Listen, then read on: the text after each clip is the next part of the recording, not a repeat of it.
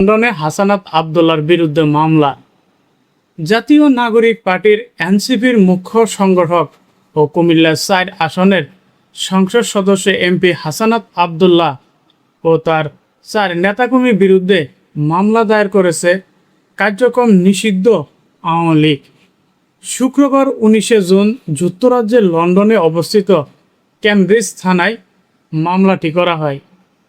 মামলায় অন্যান্য আসামিরা হলেন এনসিপির নেতা ইশতেহাম হক, জাকির চৌধুরী ও শাহিন আলম। তাদের মধ্যে জাকির চৌধুরীকে জিজ্ঞাসাবাদের জন্য থানায় নিয়ে গেছে পুলিশ। এছাড়াও অজ্ঞাতনামা কয়েকজনকে আসামিও করা হয়েছে। এতে বলা হয়, যুক্তরাষ্ট্রের আওয়ামী লীগ ও পতিত ফ্যাসিবাদী সরকারের সমর্থকরা হাসানাত আবদুল্লাহ ও তার সফরকারীদের বিরুদ্ধে অপচার ও হয়রানিমূলক প্রচারের পর এবার নতুন নাটক শুরু করেছে। তারা হাসানাত আবদুল্লাহ, ইশতেহাম হক, জাকির চৌধুরী, শাহিন আলম সহ আরও কয়েকজনের বিরুদ্ধে আওয়ামী লীগের নেতাকর্মীদের বেধড় পেটানোর অভিযোগ এনে থানায় মামলা করেছে। এর মধ্য দিয়ে যুক্তরাজ্যের পুলিশের মূল্যবান সময় নষ্ট করার অপপ্রচেষ্টা চালাচ্ছে।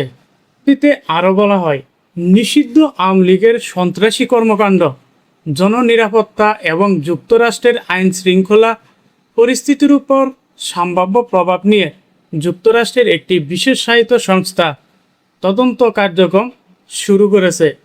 হাসানাত আবদুল্লাহ যুক্তরাষ্ট্রের আইন শৃঙ্খলা রক্ষাকারী বাহিনীকে তাদের পেশাদার ও দায়িত্বশীল ভূমিকার জন্য ধন্যবাদ জানিয়েছেন।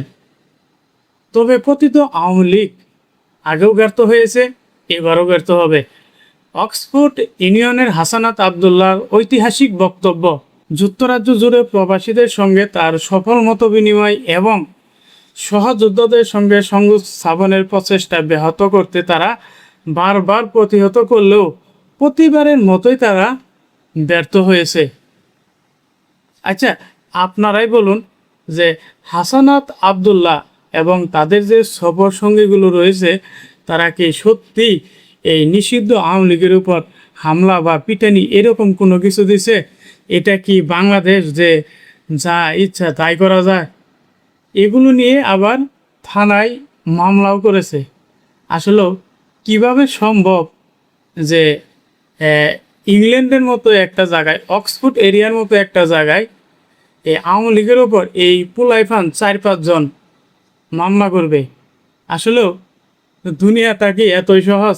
সব দেশে কি বাংলাদেশের মতো যে ওখানে হামলা করা যায়? তো যাই হোক, এখন নির্দিষ্ট তদন্তের মাধ্যমে বেরিয়ে আসবে আসল সত্য। তো সেই পর্যন্ত অপেক্ষা করতে হবে এবং দেখা যাক মামলাটি কত দূর পর্যন্ত যায়। ধন্যবাদ, সবাই ভালো থাকবেন।